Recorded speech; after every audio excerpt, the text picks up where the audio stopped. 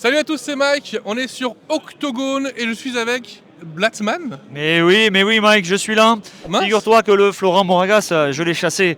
Et maintenant c'est moi qui gouverne cette société et qui va conquérir tout le jeu de rôle français et international, voire universel.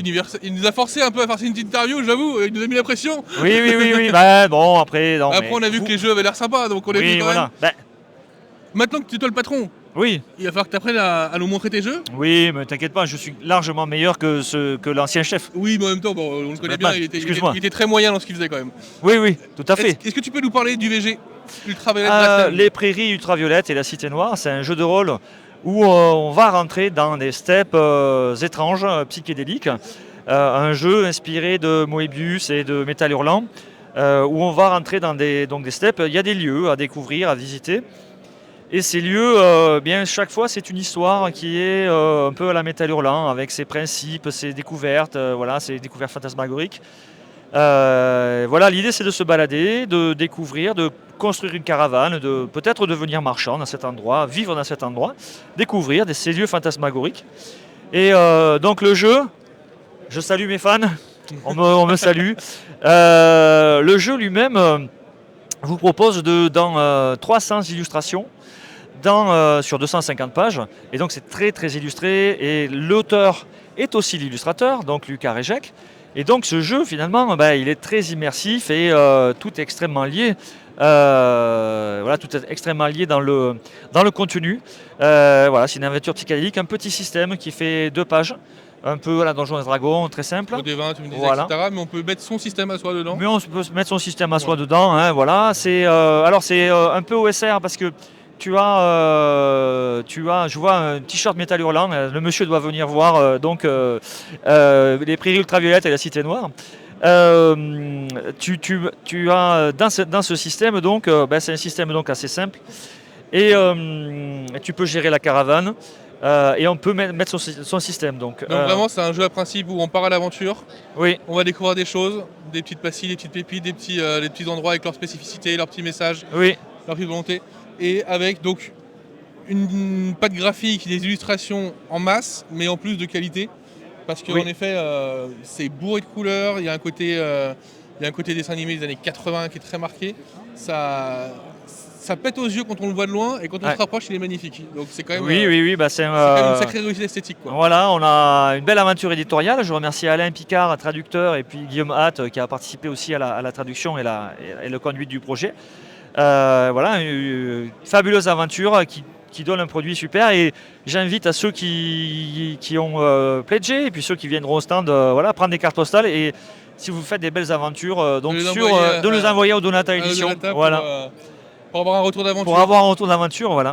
Directement. C'est une super idée, ces cartes postales sont très jolies en plus, donc c'est vraiment une super idée. Sur le stand, je vois que tu as aussi évidemment Insectopia, Sapin Inca et Omega. Est-ce qu'on dirait pas un petit mot d'Omega ?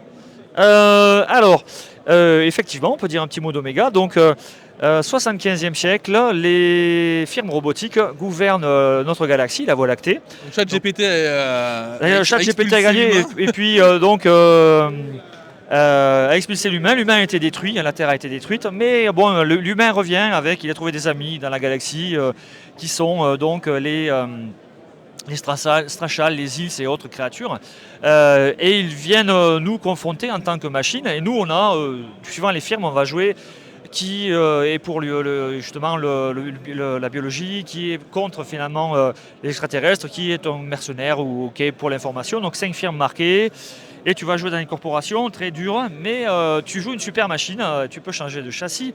Ils invitent donc notre cher manipulateur de livres à aller en page 171. On appelle ça les petites mains. Les petites mains, petites mains, mais grand esprit. Et donc là, on sait ce que l'on joue. On va jouer ces robots, on peut changer de corps, mais aussi on est capable de comprendre, d'analyser et de manipuler les sentiments humains. Ce qui fait que tu peux t'infiltrer sur une planète, te faire passer pour un dieu. Voilà, il y a toute cette. C'est brutal, mais il y a de la finesse dans l'univers. Tu as le livre univers, le livre de base, le livre univers dans un coffret. 2 recueils de scénarios, il y a 12 scénarios. Tu as un livre et découverte aussi. On joue avec des D10 ou avec des blattes des diodes un peu à l'Insectopia, mais j'expliquerai le système Insectopia peut-être un bout de course une fois qu'on a passé le... Donc là, il n'y a pas de nouveauté sur la gamme Omega. Est-ce qu'il y a des choses qui vont être prévues derrière? Alors oui, bien sûr, puisque dans la gamme Omega, on a une campagne qui est en cours de réalisation. Donc on vous en dira plus en 2026. Ok, voilà, mais, sortira en financement du coup. Sortira en financement, et on tout se à fait. reverra à ce moment-là, Blattman, pour Voilà. en parler. Voilà. Enchaînons avec Sapa Inca, du coup, on passe du noir au vert. On passe du noir au vert, on multiplie les couleurs, oui. Donc là, on va 1534. Les conquistadors sont arrivés dans la Via Rimpa. Donc Orlando de Soto et Francisco Pizarro ont voulu conquérir. J'ai les refs historiques, il n'y a pas de problème. Non, mais je le disais pour nos chers camarades, les lecteurs qui sont bien plus cultivés que nous. qui nous observent, n'est-ce pas? Donc, 1534, ils arrivent et ils veulent conquérir l'Empire Inca, mais les Incas ont des dieux qui ont donné des pouvoirs à leurs serviteurs, et donc on va jouer des Incas qui ont des pouvoirs d'un animal totem et des pouvoirs d'un dieu. Et sur la carte qui est là, en fait, on a quelques enclaves espagnoles. Et ce qui est proposé de jouer, c'est de jouer des agents secrets de l'Empire Inca qu'on appelle des Amachak.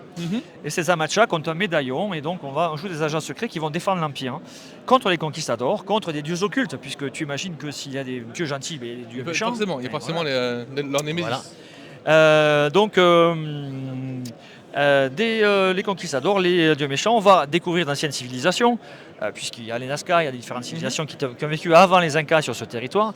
Et puis bien sûr, au fond, il y a la découverte de la civilisation Inca, de ses cultures. Ouais, il y a un côté un peu découverte historique. Voilà, c'est culturel, c'est une uchronie qui est détaillée, avec pas mal de légendes, d'histoires qui sont racontées aussi.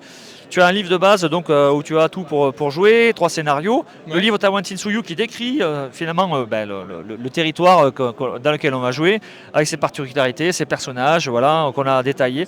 Il y a des cartes archéologiques qu'on a placées, mais en rajoutant des aspects fantasy et puis des noms. Trop bien, donc du coup, on a la fantasy sur l'histoire. Tu as plein de... Voilà.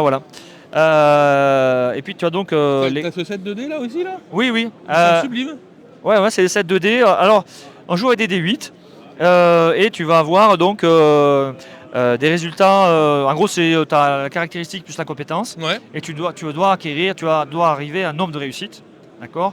Les 3, les 4 et les 7 sont des réussites. Les 3, les 4 et les 7. Oui, parce que ce sont des chiffres fétiches des Incas. Les 4 Suyu, les 7 cités cachées. Et les 3, c'est la Chacana, c'est l'état de la vie en dessous, au-dessus et au central. Et en fait, tous les fonds jaunes sont des réussites. Ah ok, et tous les fonds noirs sont des échecs. Et tous les fonds noirs sont des échecs. Et le carré... C'est simple à lire en fait. Voilà. Et le 4, en fait, le 4 qui est là, en fait, c'est les 4 Suyu se relancent. Ok. Tu vois, tu vas garder des résultats et puis après tu relances tout ça. Donc il y a ça, puis il y a un livret de scénarios également qui est proposé, où il y a 9 scénarios. Et donc on arrive à Insectopia? Oui. Insectopia. C'est mon bébé, je l'ai accouché. Le Blattman, il a accouché. Est-ce que tu l'as accouché? Est-ce que c'est lui qui a accouché de toi? Je ne sais pas. On peut se poser la question. En tout cas, il y a des sales bestioles. Oui, c'est chez Loeb. N'est-ce pas, chez Loeb, écoute, c'est... des petits bruits, cette saloperie. Oui. Non, mais j'ai horreur des araignées. Alors je t'en prie, sois poli avec cette magnifique bestiole. Celle-là est beaucoup plus mimi. Ah, celle-là est beaucoup plus mimi, ouais. Mais elle réagit aussi. Hein. Ah oui, elle est vivante, c'est ce que je vois. Donc Insectopia. Je t'en prie, non, mais je vais la prendre avec moi. La gamme est déjà bien complète. Il y a de la nouveauté? Oui, tout à fait. Donc il y a le livre de base, 350 pages, donc tout l'univers décrit. Si on refait un petit peu, pour ceux qui ne connaissent pas, un pitch d'Insectopia. Ouais. Comment tu me résumes ça en 47 secondes et demie? En 47 secondes et demie, top, c'est parti. Les insectes ont évolué, ils ont créé des civilisations médiévales ou antiques, et certains croient à des dieux animistes, et d'autres vont découvrir les vestiges de l'humanité, et ils vont comprendre que l'humanité avait la science, la technologie, des religions monothéistes, et ils vont vouloir accaparer finalement ce pouvoir, et donc ça crée un conflit entre ceux qui croient aux dieux animistes et ceux qui croient au culte des anciens dieux pour les faire revenir.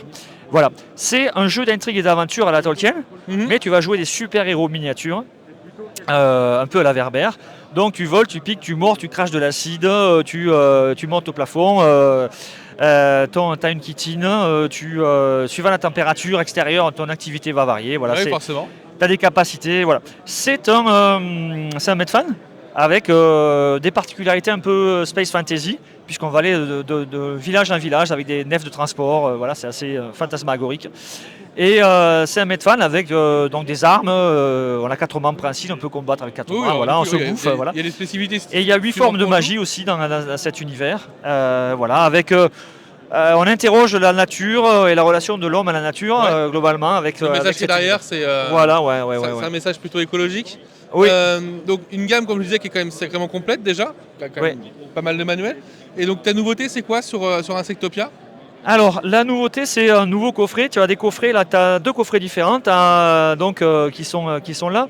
Un premier coffret où il y avait livre 1, 2, 3, où on avait le premier volet de la campagne, la cité d'Aran-Baran, et puis recueil de scénarios. Et là, donc, tu vas avoir, c'est celui-ci. Effectivement, on va avoir donc le supplément Lézard, écrit par Arthur Planul, qui est juste là, qui fait jouer Insectopia derrière moi. Donc, où on va avoir tous les dangers des terres lézards qui sont complètement à l'ouest. Et est-ce qu'on joue des lézards, donc des animaux à sang froid? Alors, il y a tous les dangers, il y a tous les décrits, et c'est construit effectivement comme un livre de base, puisqu'on peut jouer des lézards. Et voilà. ça change beaucoup de choses, du coup. Et ça change beaucoup de choses. La chose que ça... c'est un spin-off, c'est un peu un spin-off, voilà, ouais. Insectopia, on peut jouer des lézards maintenant dans le jeu. La chose qui change essentiellement, c'est que tous tes dégâts sont augmentés d'une couleur. D'accord. Ce qui change beaucoup de choses en termes de jeu quand tu connais le jeu. Voilà donc pour les terres lézards. Il y a 2 scénarios, un scénario où tu joues un Entre et un scénario où tu vas jouer lézard. Ok. Voilà, dans ce livre. Un nouveau recueil de scénarios avec 11 scénarios originaux de différents auteurs, dont 11 scénarios. 11 scénarios. Il y a de quoi jouer quand même. Mais il y en avait 11 premiers dans le premier recueil, là il y en a 11, donc pas mal de Jean-Paul Combet, qui est un auteur qu'on apprécie donc, chez Odonata Édition. Ouais, Max nous dit que graphiquement ça lui fait penser à Hollow Knight. Oui, il y a un petit côté comme ça. L'artiste, cet artiste a fait la couverture et toutes les illustrations intérieures pour le recueil en noir et blanc. Ouais. Et donc c'est un artiste qui aujourd'hui va recevoir les palmes académiques artistiques à Paris. Donc Nicolas Le Tutour, qu'on apprécie beaucoup, qui est sur le projet depuis le départ sur cette aventure. Voilà, où on a des fabuleuses interprétations assez humanistes. Et oui, c'est ça, c'est qu'en plus, artistiquement, il y a un vrai truc parce qu'on est sur un univers et un monde qu'on humanise sur les insectes. Et ça donne des choses qui sont assez fabuleuses. Les couvertures sont dingues, mais les illustrations là, qu'on voit en noir et blanc sont absolument folles aussi. Enfin, sincèrement, elles sont quand même plutôt cool. Et donc le troisième ouvrage du pack. Oui, alors le troisième, c'est le deuxième volet de la campagne Imago Verilis. L'Imago Verilis, c'est une campagne qui commence il y a quelques années maintenant. Et qui, donc 200 pages de road trip, d'aventure, et puis là donc on va avoir ce dénouement de cette campagne. L'univers va se transformer et on va avoir des dénouements. Et à la fin de cette campagne, les joueurs vont pouvoir choisir finalement quel sera l'avenir d'un Thomas. Donc il y a un impact sur le... Voilà, la campagne transforme le monde. Ok. Voilà. Et on a senti dans le premier volet qu'il y avait un tremblement, comme une guerre mondiale qui allait se développer. Il y avait un événement qui allait être annoncé, il est résolu là. Et effectivement, ça explose. Et puis après, il y a des événements qui se passent. Et les joueurs vont avoir des choses en main pour pousser dans un sens ou dans un autre et faire la suite d'Insectopia, parce qu'on commence à penser à ça, puisqu'on a sorti donc... voilà. Vous pensez à faire une deuxième gamme ou à continuer celle-ci? Alors on passe à ça fait 9 ans Insectopia qu'il est sorti. Donc on commence on a 2 projets. L'un être plutôt vers côté ça marche bien. l'un plutôt côté jeu pour enfants, parce que ça marche pas mal, voir comment on peut le décliner. Et l'autre, d'ici un moment, on pense à faire une autre version, avec le nouveau monde qui est posé. Mais ça va arriver d'ici on commence à réfléchir. Il faut toujours anticiper. On en est au moment où on travaille, on réfléchit, on a des envies, mais le temps que tu réfléchisses, et que là quand je dis on réfléchit, ça veut dire qu'on pose des éléments, et le temps d'écrire, de faire les illustrations, il se passe 2 ans ou 3 ans. Oui, voilà. Mais en tout cas, là il y aura une continuité sur Insectopia. Avec ce coffret-là, on a un peu bouclé tout l'aspect Insectopia. Oui. C'est-à-dire qu'on a On est arrivé à un moment de rupture où il faut que les choses changent, de toute façon, a priori. Oui. Et puis après, tu as tout. On a quasiment dit beaucoup de choses dans cet univers. Non, mais la gamme Et est on a ultra proposé- complète, ouais, déjà. ouais. Donc, Parce que tu as une ville qui est décrite, tu as les transports qui sont décrits, l'économie, tu as 2 recueils de scénarios, il y a 24 scénarios, tu as une campagne de 400 pages. Ah non, mais il y a beaucoup voilà. de gammes qui font pas la moitié de ça. On va tout dire. Oui. Donc il y a eu cette volonté d'avoir un suivi, là-dessus, quoi. Bon, merci beaucoup, Blatman. Ouais. Est-ce que je peux te rendre cette chose absolument immonde? Oui. Juste pour te dire qu'il y a plein de projets qui sont en cours. Ouais. Plein de projets qui sont en cours. On va donner ça à notre petite main. Les Gardiens de l'Éther, donc c'est un univers space chamanique. Ouais. C'est un univers d'aventure et d'intrigue. Alors, le chaman de l'espace, je t'avoue, ça m'intrigue. Voilà, c'est un space opéra, mais chaque personne va être liée à un animal totem qui veut influer sur sa destinée. Et c'est à toi de choisir ou non de suivre cette destinée. Et tu as plein d'aventures assez fraîches, assez rocambolesques, avec une trame derrière sur la technologie et puis le lien qu'on peut avoir. C'est intéressant que dans tous vos jeux, il y ait cet aspect de questionnement sur le spiritisme déjà, de manière générale, sur les fondements à la nature, à la terre et à qui on est. Et à qui, c'est intéressant, je trouve qu'il y a cette cohérence de gamme sur les différents jeux que vous avez. Oui. Après, je crois qu'il faut se poser des questions. Tu vois là, il y a différents jeux qu'on fait tester. On fait un jeu pour enfants, c'est les enfants des Noriens. Et puis on a les brigades du steampunk avec les brigades du tigre. On va avoir notre ombre où on va questionner finalement les liens qu'on peut avoir avec les liens psychologiques qu'on peut avoir avec les autres. J'en oublie, on fait un jeu sur la musique, Maestro, où on va jouer des musiciens qui transforment voilà. Donc ça, c'est un développement aussi. Est-ce que j'en oublie? Il y a pas mal de projets en cours. Les chroniques de Valran qui vont revenir aussi, donc Illuminati, où on va des journalistes du 19e en gros, où on va influencer un monde peu mettre fan. Voilà, plein de projets. Bon. En tout cas, nous, on te souhaite un bon salon. Ouais, merci à toi, Mike. Si jamais tu recroises celui qui était là à ta place avant. Non, si tu le vois, tu lui casses la gueule. Ça marche. D'accord. On t'enverra des preuves. Merci, Blatman vous salue. Gros bisous, on essaie de s'échapper vite. Ah